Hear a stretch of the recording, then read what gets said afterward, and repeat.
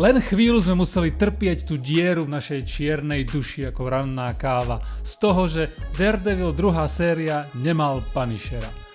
Pretože sme vedeli, že Punisher bude mať svoj vlastný kraťas. Je to kraťas, keď to má 45 minút? Je to jedno, je to špeciálna projekcia, alebo ako to MCU volá. A táto je o Punisherovi. A predtým, než sa objaví v Spider-Manovi, nám MCU ukazuje, aké to vlastne je, keď Punisher môže byť skutočne Punisherom. A je to Erko. Keď sa zamyslím nad tým, čo a kto je Punisher, tak tento kraťas to úplne krásne celé zaokrúhľuje. Je tam úplne všetko. Vysvetlím.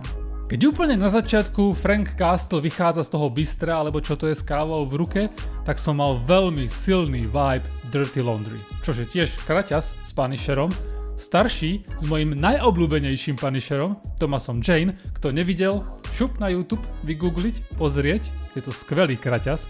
Hovorím, že Thomas Jane je môj najobľúbenejší Punisher, je to pravdepodobne hlavne kvôli nostalgii, pretože Bernthal, on sa narodil, aby bol Punisher. Každopádne ten vibe toho smutného, komiksového a farebnejšieho Punishera, ktorý bol stvárnený Thomasom Jane, tento zo začiatku rozhodne je a bolo to instantné. Ale tam to neskončilo. Tá prvá polovica, kedy Frank Castle prežíva všetky tie nočné moria a je celý kompletne traumatizovaný, to mi veľmi pripomínalo úplne prvého Punishera s Dolphom Lundgrenom. Nie Dolphom Lundgrenom. Bože, výslovnosť, čumil. Pretože prvý Punisher bol veľmi psychotropný, bol veľmi postavený na tom, ako moc je Frank Castle zničený, zlomený a nevie, kerá bije. Mimo to, že potom začne samozrejme zabíjať. A to v tej prvej 15 minútovke presne je.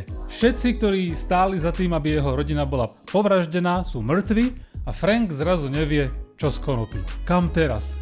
Zničený, zlomený, PTSD, všetko tam je. Na svete nie je dosť pirul a alkoholu, ktoré by to zastavili. Ale potom sa prehúpneme do tej druhej polovice, kedy už to nie je pôvodný Punisher, ani Thomas Jane Punisher, ale je to čistý Warzone.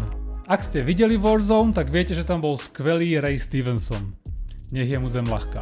A to bol Punisher, ktorý bol asi najviac komiksový, najviac brutálny, prvý Erkovi, ak si dobre pamätám, a bol tiež skvelý. A druhá polovica tohoto kraťasu, to si myslím, že je presne ono. Plus trochu John Wick, veľa John Wick. Znalci si všimnú, keď sa dobre dívajú, že Punisher používa v tomto filme zbraň, ktorá je veľmi podobná tomu, čo používal práve John Wick. Tomu Pit Viper. Ale nie je to on, je to modifikovaný Glock, každopádne tiež od Taran Tactical. Tá podobnosť je tam obrovská. Každopádne tamto zvykom nekončí, pretože tento kraťas začína tým, že zabijú psa.